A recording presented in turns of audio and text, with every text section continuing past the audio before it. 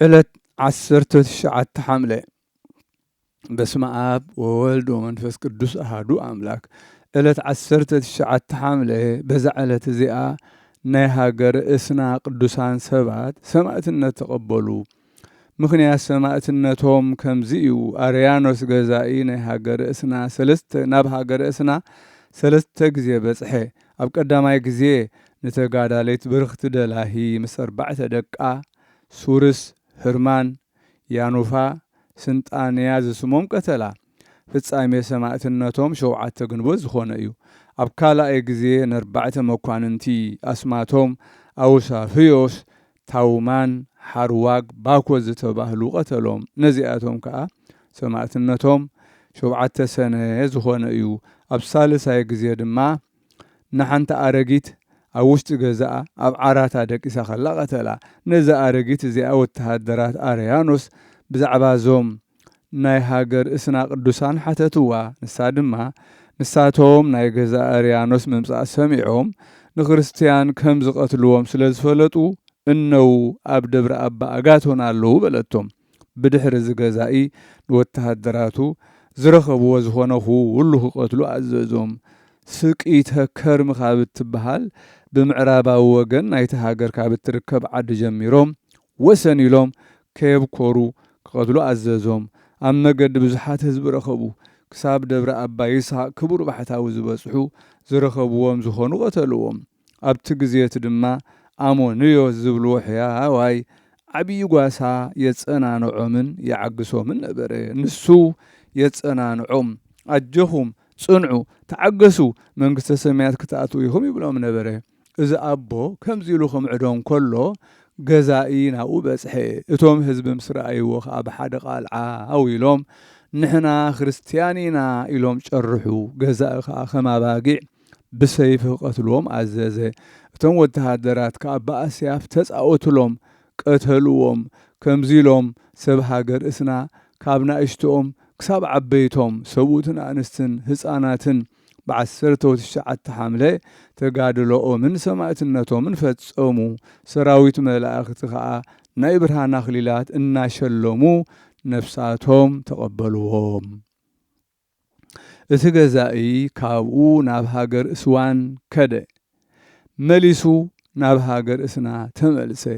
ኣብኡ ከዓ 3 ሰብኡት ናይ መሳርሒኦም ኣቑሑት ተሸኪሞም ረኸቦም።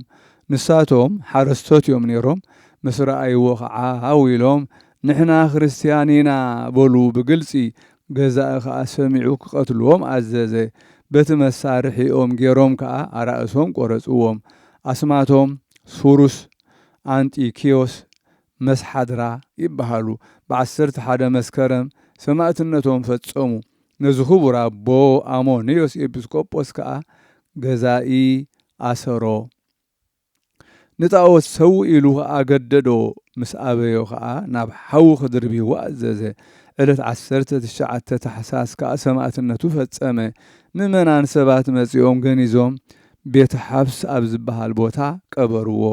ዘበን ሽግር ምስ ሓለፈ ኣብቲ ዝተቐብሮ ቦታ ቤተ ክርስቲያን ሃኒጾም ብስሙ ሰሚዮም መረቕዋ። ናይዚ ኣቦ ጸሎትን በረኸትን ናይ ኩሎም ሰማዕታት በዛ ዕለት እዚኣ ኣብ ሃገር እስና ዝተቐትሉን ምሳና ይኹን ንዘለዓለም ዓለም ኣሜን። ሰላም ለክሙ ጥቡኣነ ልብ ወህሊና ሰማዕታተ ክርስቶስ ዘሃገረ እስና ምስለ ወልደ ኣበ ወእመ ምስለ ህፃና ዘቀተሉ ክሙ በግፍ ወአልተ ገዛኢ አርያና እንበለያት ርፉ ኣሃደ ለዜና። ሰላም ንዓኹም ጥቡኣት ልቢ ውህሊና ሰማዕታት ክርስቶስ ናይ ሃገር እስና ኣቦ ምስ ወዱ ኣደውን ምስ ህፃና ዘቐተሉኽም ብግፍዒ ሰራዊት ገዛኢ ኣርያና ገለ ኸየትረፉ ዋላ ሓደ ንዜና። በዛ ዕለት እዚኣ ንህፃን ቂርቆስ ወዲ 3 ዓመት ምስ ኣዲኡ ኢየሉጣ ዝዝከሩላ ዕለት እያ። ኣዲኡ ሒዛቶ ካብ ሃገር ሮማ ናብ ካልእ ሃገር ሃደመት። ነቲ ካብኡ ዝሃደመት ገዛኢ ከዓ ኣብኡ ረኸበቶ ከሰስዋ። ንሱ ከዓ ናብኡ ፀዊዑ ብዛዕባ ምምላኽ ጣዖታት حتتا إذا قدست ملست له نزود 3 عامت هፃن حتتو اتحق زخونه كنغرنا ايو انت دا انسو صبق يلوو امالختخ نملخ انت زيكونه غنا نغدفو بلتو نت هፃن اب قدم غزا اقومو تغزا خا بزعبا املخو طاوتات حتتو شلو እግዚአብሔር ነቲ ህፃን ኃይልን ዘረባን ሃቦ ንገዛእን ርኹሳት አማልክቱን ረገሞም እቶም ኣብኡ ዝነበሩ ሁሎም ክሳብ ዝስንብዱ ኾኑ ብኡ ከዓ ፀቢቖም ተገረሙ እቲ ገዛኢ ምስ ሓፈረ ንህፃንን ነዲውን ዓበይቲ እኳ ክፀርዎ ዘይኽእሉ ብዝተፈላለየ ዓብዪ መቕፃዕቲ ቀፅዖም እግዚአብሔር ከዓ ብዘይገለ ጉድለት የተንስኦም ነበረ ብዛዕባ እዚ ከዓ ብዙሓት ኣህዛብ تدنقوا بقويتانا يس كريستوس كا آمنوا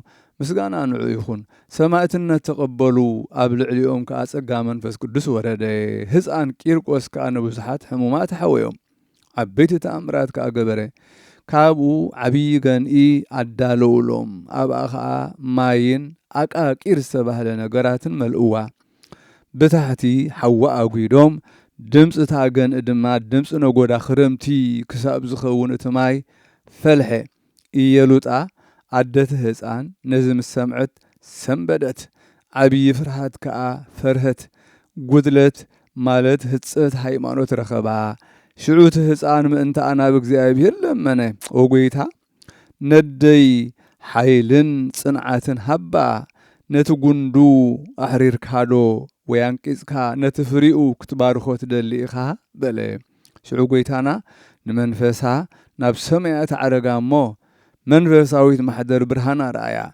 كابو ابتسقايت صنعت قد بلت ابتغن مساتو اتبرتع في الحاتو زنبره ماي كم قرار برد كونه يلوط اخا نغويتانا امسغنتو نودخ اودي كاب حجن دحر نسخا ابويخا أنا خا قوالكا إيه تازولدكو خا معلت بصئت إيه بلتو اتغزائي بمسقايوم مسدخمه أرأسهم بسيفه قرصوهم عزز تسيفهم كأخيل سماعتنا تقبلوا صلوتهم من بركتهم من مسانا يخون زل عالم أمين سلام لكيرقوس انت إفرهو لند زي تسمع دمسو كمن قدقواد ان بين زنتو أدماء كيدان مهرت ان ولد يمسع موت لهم ولا إلى سب بدبد حبزت هانس بسمو مهفد سلام نكيرقوس زي فرهو نئسات نند زي سمع دمسو كم نقود من تزي تفقيد اللون اي محرت كيدان كابولد عبكبتي موت كيمتس عبل علسون بدبد حمام فيرا مالتيو بسمو أبستهانس أبيات كريستيانات مهفد بزعلت زي عبين كورن بطلان سماعتنا تقبله نسو كاب تعمين زي سماع عديو أبو أستوكيوس يبهال كحد نبري عديو كنا أمانت يا سماخ أبونال تبهال مسعبه أبو خلو تبه فلسفنا مهارو فلاسفان كاب كله فلات انكونه ابتق اجزኦም ሓደ ቀሺ ነበረ ንሱ ተቆልዓ ብቅድሚኡ ክሓልፍ ከሎ ይርእዮሞ እቲ ውቃቢኡ ፍልጠቱ ምስተውዓሉ ርእዩ ተቀሽቡ አጽቢቑ ይሓዝን ነበረ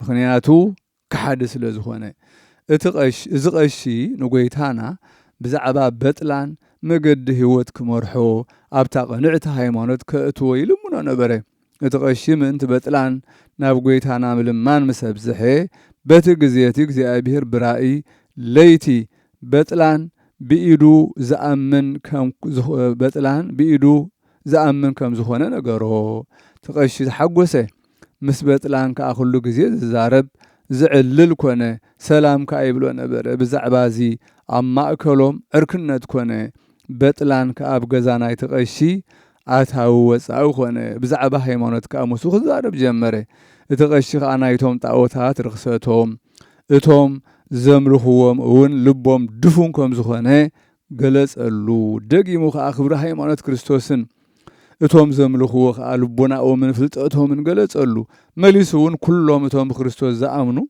ምስጋና ንዕኡ ይኹን በእዳዎም ዝግበር ተኣምራትን መንክራትን ዓብይ ፈውስን ገለጸሉ ቅዱስ በጥላን እዚ ኩሉ ምስ ሰምዐ ተሓጐሰ ተኣምራት ከም ዝግበረሉ ሰሚዑ ፈተዎ እሞ ብጎይታና ኢየሱስ ክርስቶስ ኣመነ ምስጋና ንጎይታ ይኹን ነዚ ቀሺ ብኢዱ ኣመነ ኩሉ ግዜ ከዓ የምህሮ ነበረ ሓደ መዓልቲ በቲ ቅርዓት ናይቲ ዓዲ ክሓልፍ ከሎ ተመን ዝነኸሶ ንሓደ ሰብኣይ ረኣዮ እቲ ተመን ከዓ ኣብ ቅድሚኡ ተገቲሩ ነበረ ብልቡ ከዓ ቃል መምህረይ ቀሲስ ዶ ክፍትን ብክርስቶስ እንተኣሚንካስ ምስጋና ንዕኡ ይኹን ብስሙ ተኣምራት ክትገብር ትኽእል ኢኻ ኢሉኒ ነይሩ በለ ናብቲ ዝነኸሶ ተመን ቀረበ ነዊሕ ጸሎት ጸለየ ሓይሉ ክገልጸሉ ከዓ ናብ ክርስቶስ ለመነ ነቲ ሰብኣይ ከሕውዮ ነቲ ተመን ከዓ ንኻልኦት ከይነክስ ክቐትሎ ጸሎቱ ምስ ወደአ ትሙት ብዘይገለ ጉድለት ተንስአ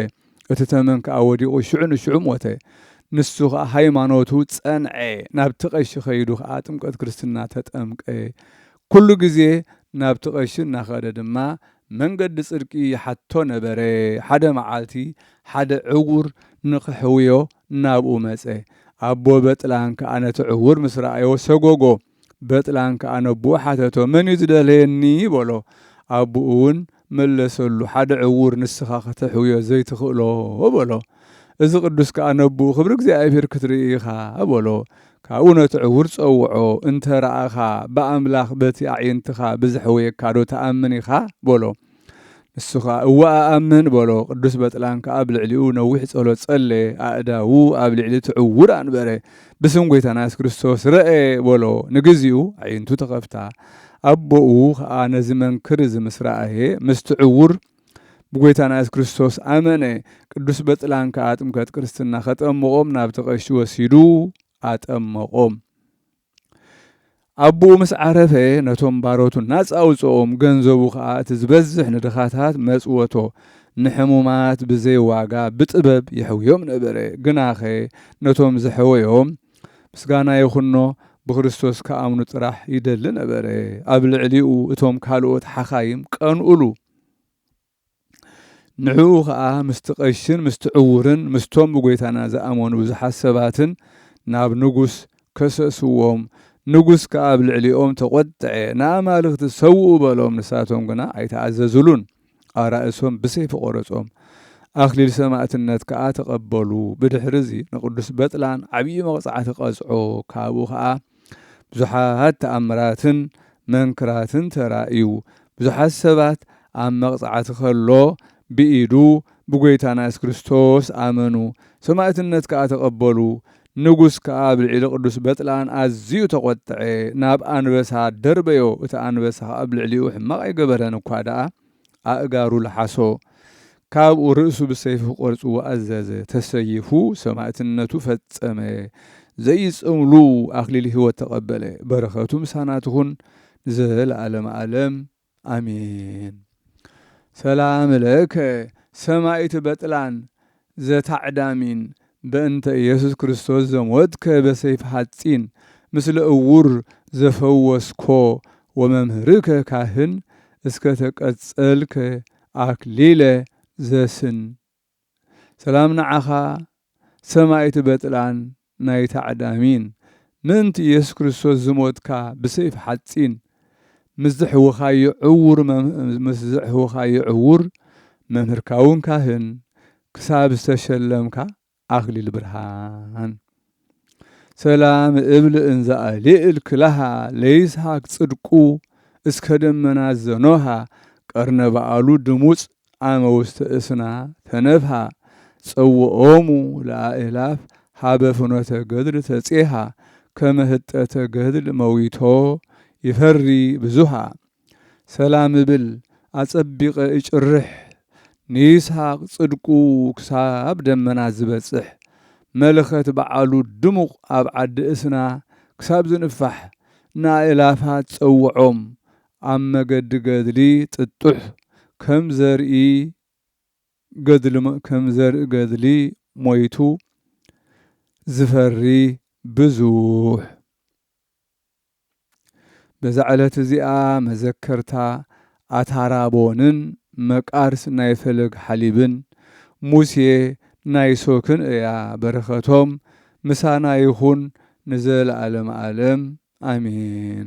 ሰላም ለአብየል ለተክለ ሃይማኖት ወልዱ ከመ በትእምርት ይቤሎ እምነ ሊቃናት አሃዱ ይመጽእ ኀቤከ ለእግዚአብሔር በፈቃዱ ማእተበ ሐሪር ንጹህ ዘሃሎ በክሳዱ ወህልቀተ ወርቅ ብሩህ ዘሃሎ በእዱ።